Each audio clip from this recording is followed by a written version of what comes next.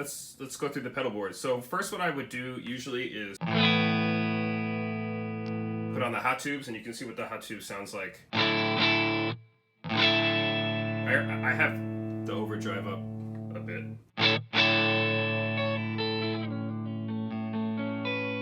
If you turn off the tone, it's really bassy. But I keep the tone on because I don't really like when stuff is too bassy. And then I put on the MXR, which cuts a little bit of the 200s because I just don't really like that low mid area. It makes it a little bit woolly. So yeah, you can see the difference there. I'm going to put up a little bit of the lower bass to compensate, but I just don't like that muddiness, and this just cuts it out a little bit. That's really all I do with it. So that's it. So if you want to play like regular low gain stuff,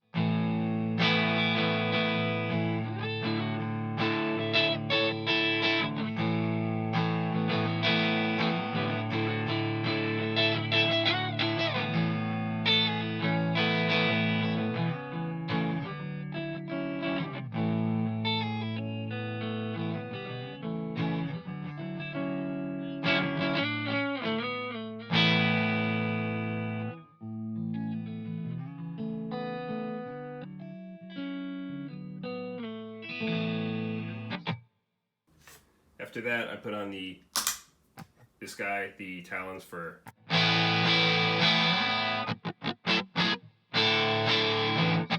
I'm doing more like kind of 90s rock type stuff.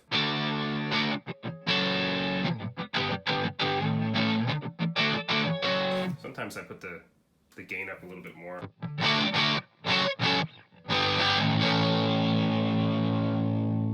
usually keep it down.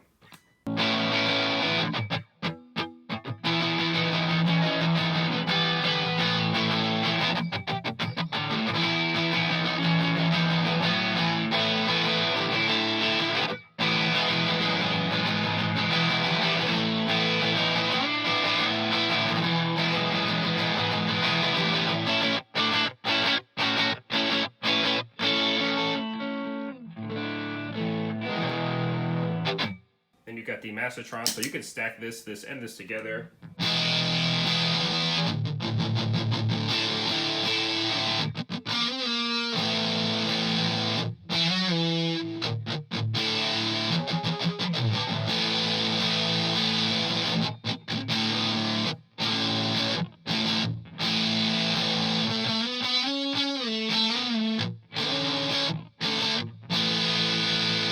This one a lot.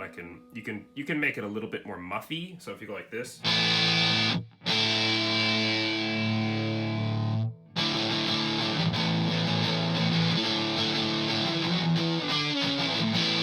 it never really gets like a big muff, but it gets really noisy actually.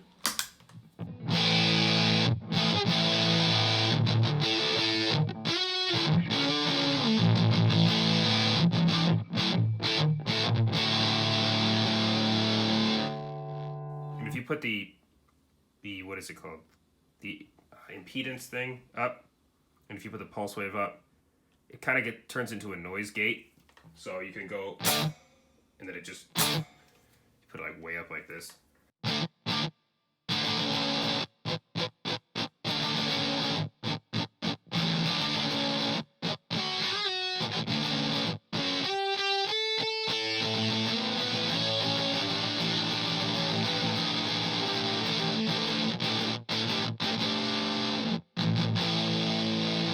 So I love the sound of this thing. It's insane. It's a little bit less alive when you take the Talons off, so usually I stack all three at the same time.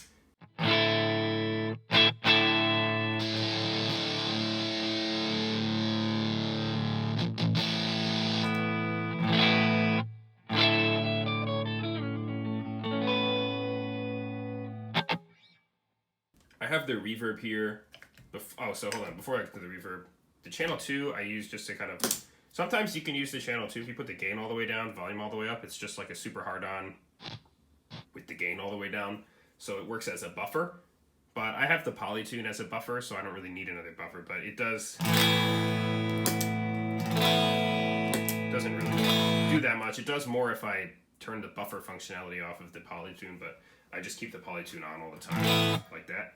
So I can keep this on though, and I can put the gain up a little bit more, and it just kind of makes everything a little bit more like alive. You see, it's kind of a little more dead with all that stuff off. So I can keep it on all the time, or I can put the gain way up like this, and when I'm, you know, if I'm using the talons, and then if I want to really like boost it, it makes it a little grittier.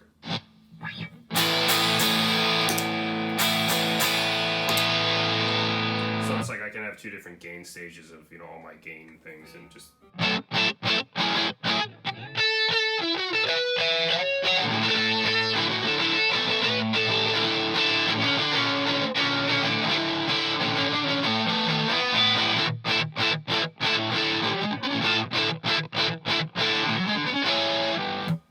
make it kind of, even for a solo, I could put it on like that and just push it more.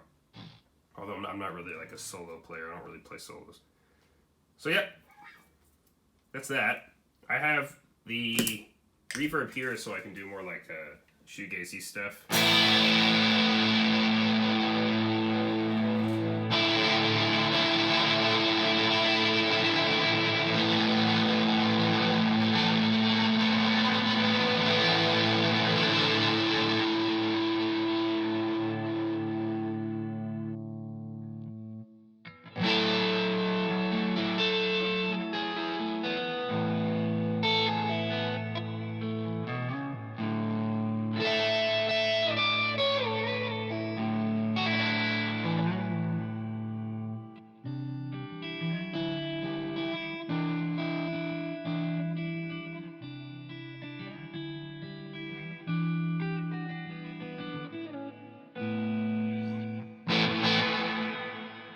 And then I have the flanger here just as something nice, just for some nice movement.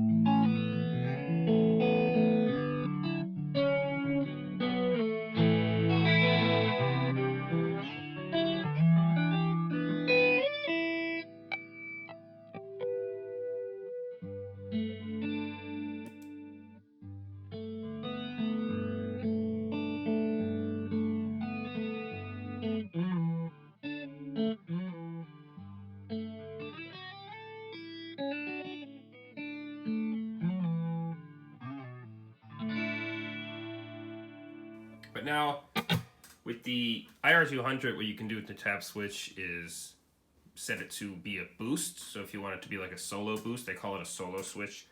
You can set it to go to one other specific amp preset. And if I wanted to like be playing, so I have this set to like an AM radio kind of lo-fi type EQ. So if I'm playing like a typical pop rock song, and then they have that kind of pre-final chorus dropout thing where it's just like a lo-fi guitar and then all the instruments kick back in, so I could be like a some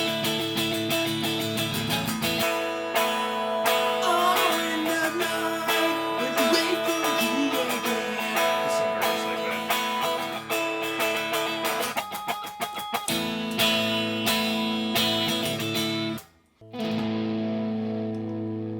And then finally I'll show you what the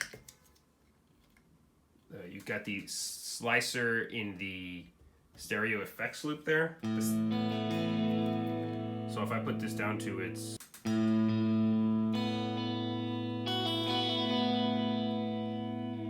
so I have the reverb on the delay plus reverb setting.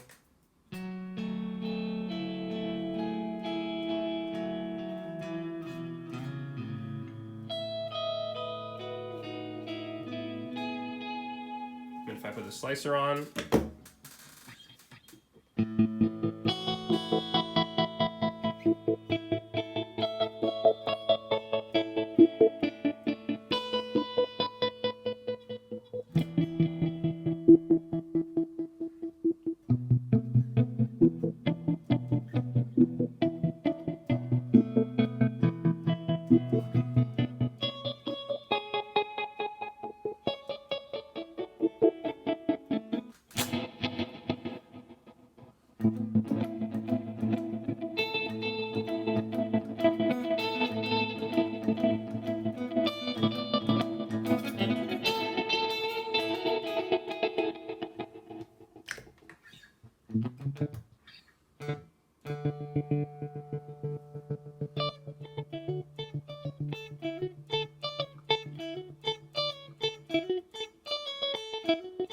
Yep, so that's it.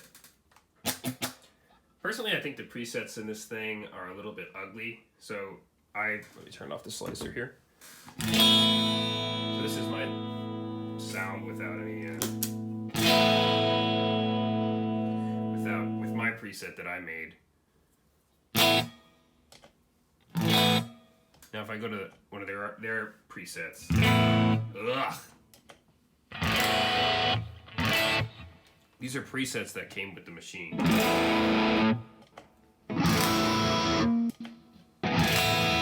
I heard this when I was listening to demos, and I was like, man, they sound like shit.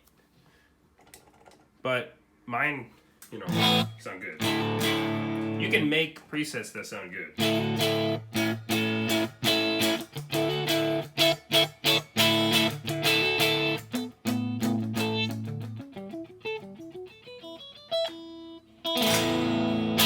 So yeah, Boss IR-200, pretty good machine.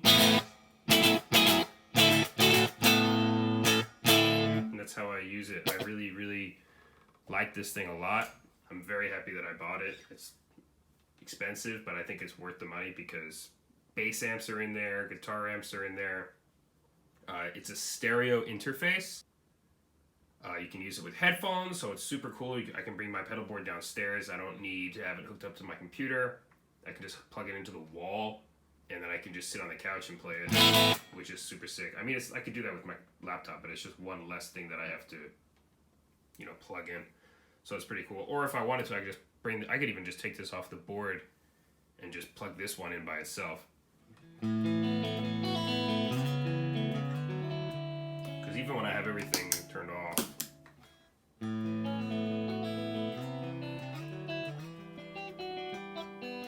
it's pretty nice. So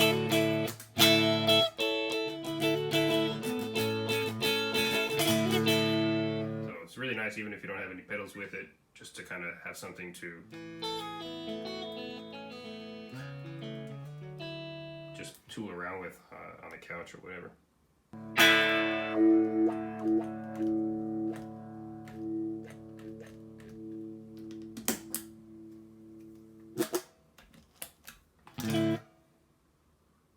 Cool.